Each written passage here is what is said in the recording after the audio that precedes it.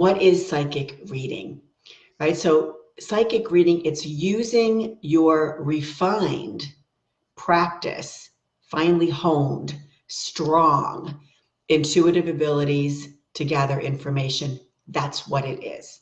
Okay. Now I know that you've seen movies with, people in tents with crystal balls and all of that. Okay. But that's not exactly what it is. We don't make predictions.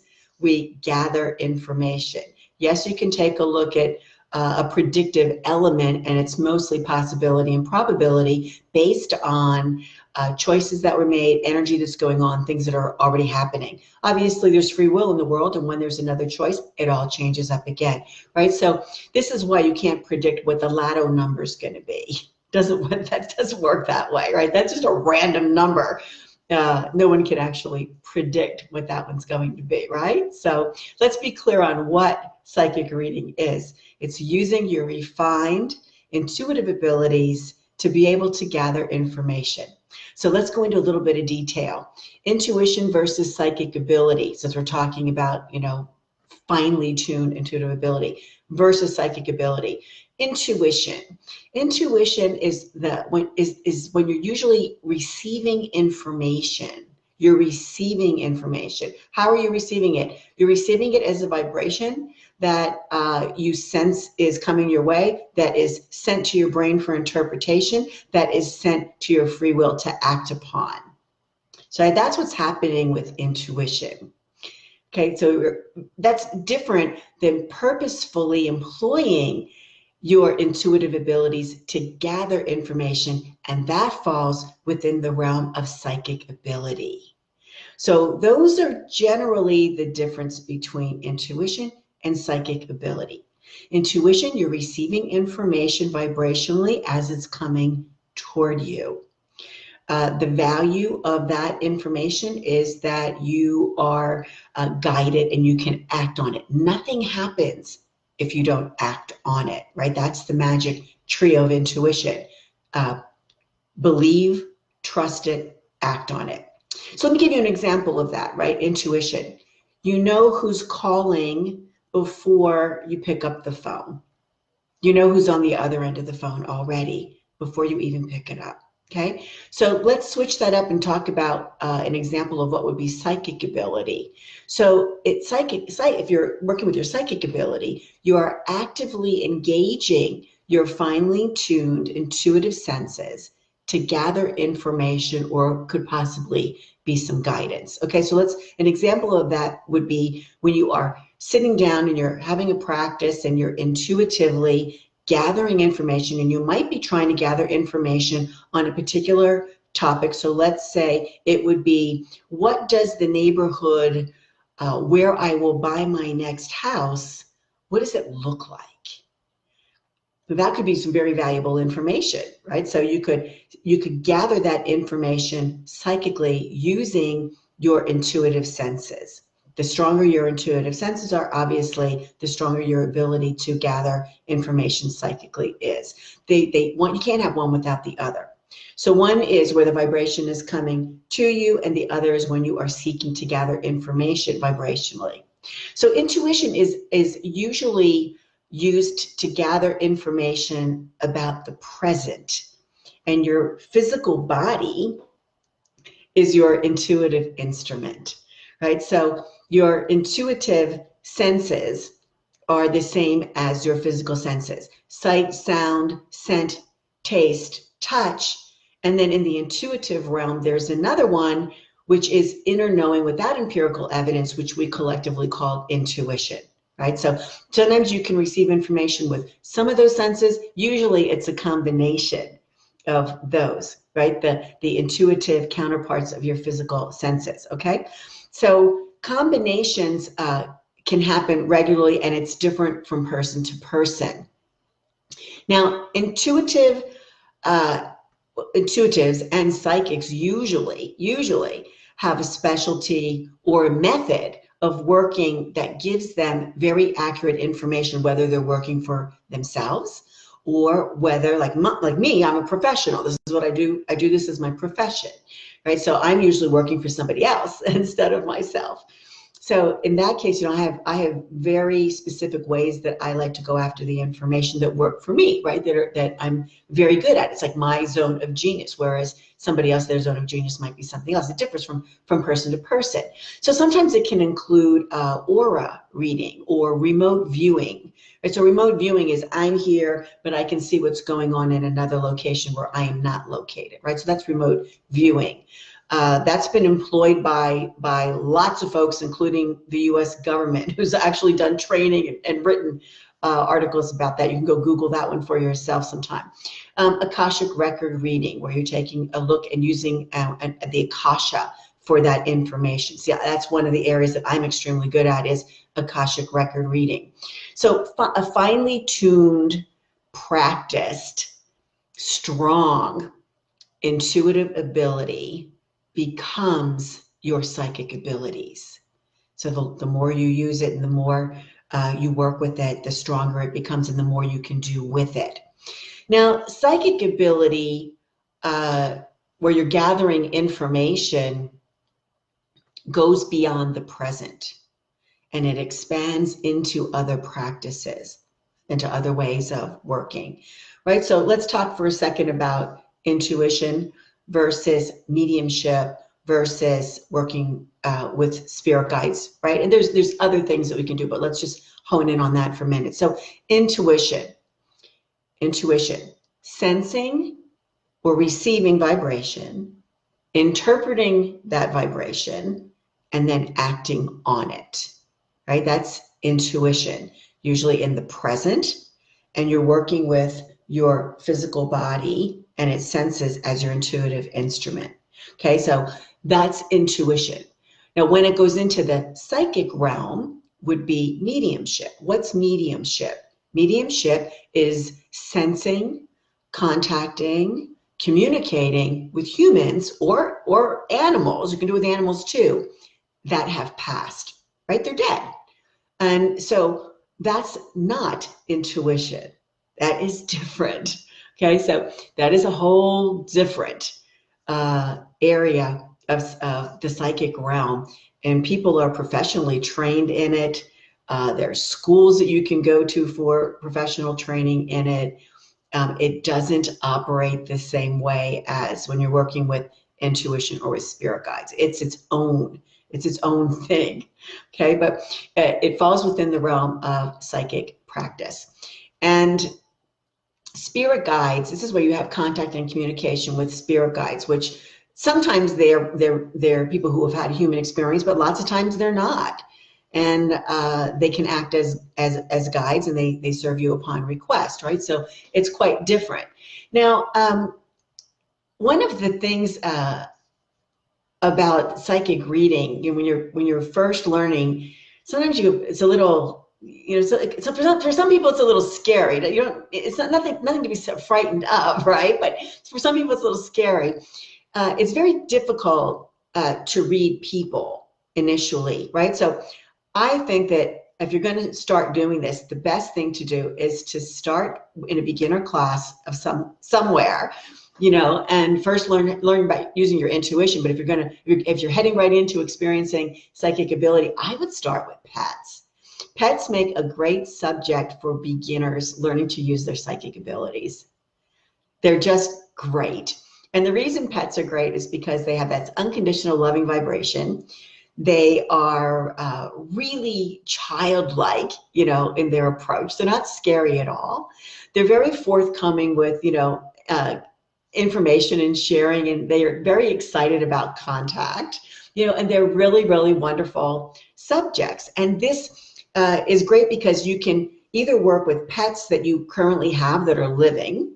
So this is going to fall within reading intuitively and then working with your psychic abilities, or you can work with pets that are no longer living, and now you are in the realm of psychic ability. So you can bridge those two things by working with pets, and just make the choice of which way that you want to go. So to that end, next week I'm having a class that I created for beginners called Psychic Reading for Beginners. It's May 20th.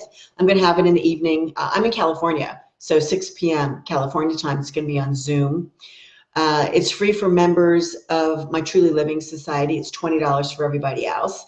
And in the comment, I put the link if you want to register. I put the link if you want to register for the class, and I put the link if you want to join the membership, which is $35 a month, and then you can go to all my classes and workshops for free, in addition to lots of other things that are part of the membership. So let's talk a little bit about in-person versus distance intuitive and psychic work. Okay, so first, energy is energy.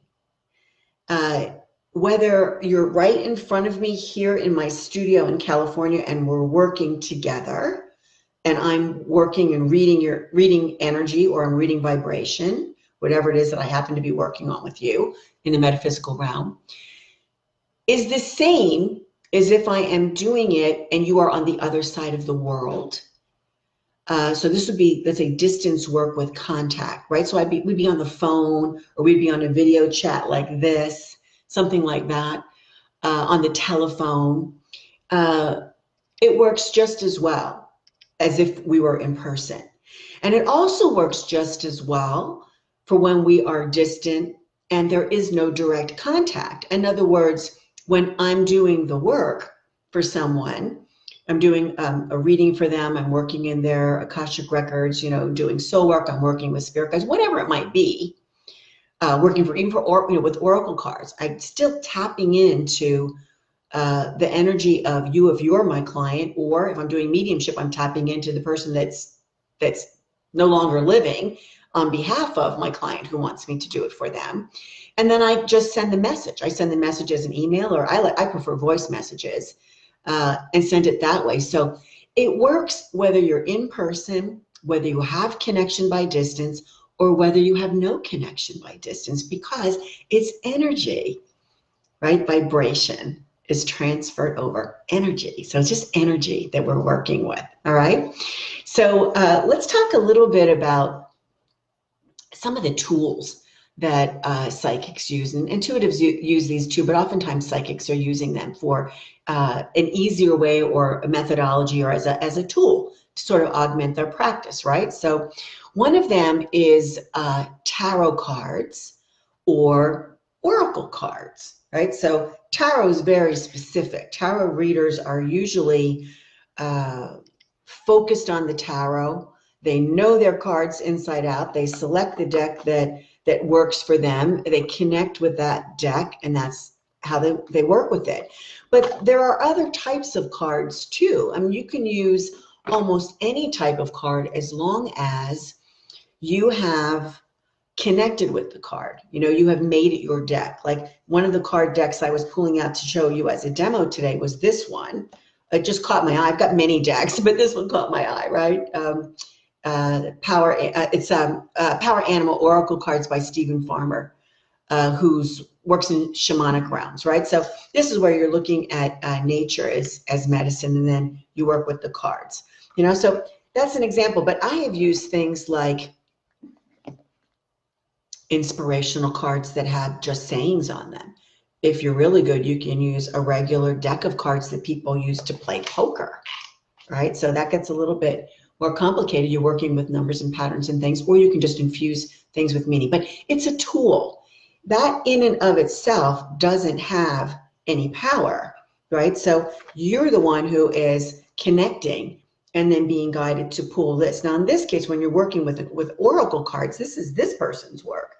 And then the psychic or the intuitive is tapping into you, and they're being guided through a deck that they have connected with energetically, where that deck works for them like an employee, but it's confined to the person's work that created the deck and created the guides, right? So it's a bit limited that way, because you are working in the realm of that particular oracle card or that particular tarot and the meanings that are associated. So if I'm working with Stephen Farmer's deck, I'll get certain kinds of information. If I'm working with Sonia Choquette's deck, Ask Your Guides, which is one of my favorites, I'm getting the information through her work. So you see, that's a little bit different than if I'm just straight dowsing my own work. So speaking of dowsing, that's another tool, right? So dowsing can be done with a pendulum, or it can be done, for example, with rods.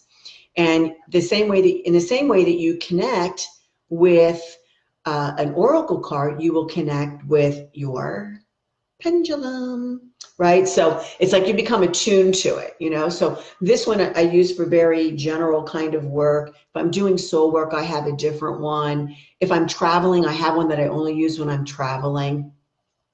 But the thing about these, you can use them on their own. You can use them with charts. You can use them for yes and no answers, but you got to be careful because sometimes it means no, not yet.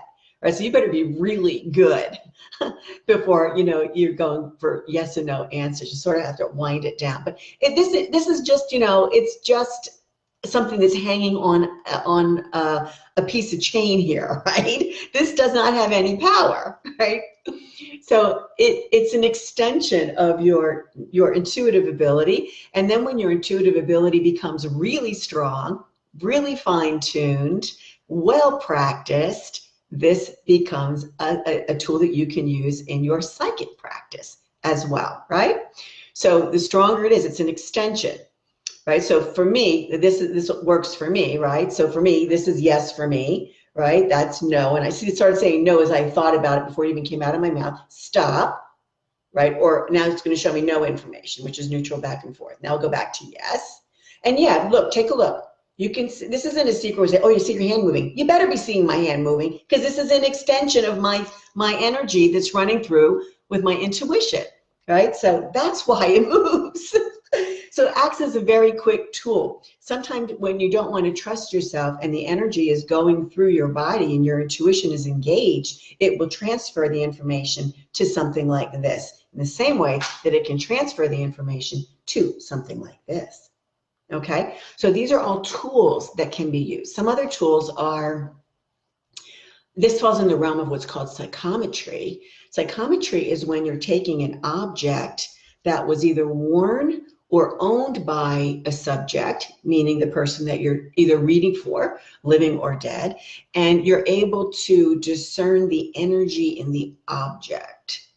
So if somebody was trying to gather some energy about me or maybe where I'm located or what's happening, and another person had an object, right? The object holds my energy. They can feel that intuitively or psychically and be able to gather information through the energy because the energy is still connected to me.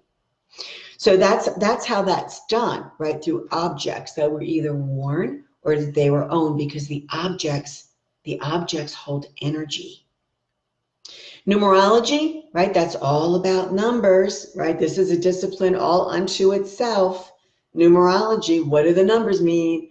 What do the numeric patterns mean? If we add and subtract and divide and multiply and get down to what number, what does that mean, right? So that's a different way of working with gathering information for someone, something, someplace, some event.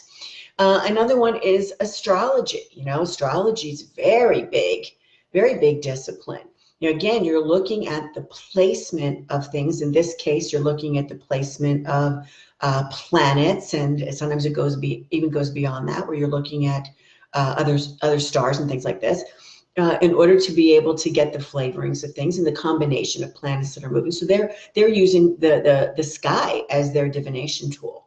Or astrocartography, where you're taking a look at the lines on the earth to be able to determine where's the best place for me to live if I want to have a joyous life. Where's the best place for me to live if I want to have an advance in my career? Where's the best place for me to get in alignment with my true self, right? All those types of questions that have to do with geography are usually in the realm of astrocartography, which is also a very specific form of gathering information. Reading tea leaves, right? So the way that the tea leaves show up after you have been drinking the tea and you're swirling it around before the tea reader begins to do the reading. These are all tools to get different types of information or to get very specific information, right? So you can practice forever.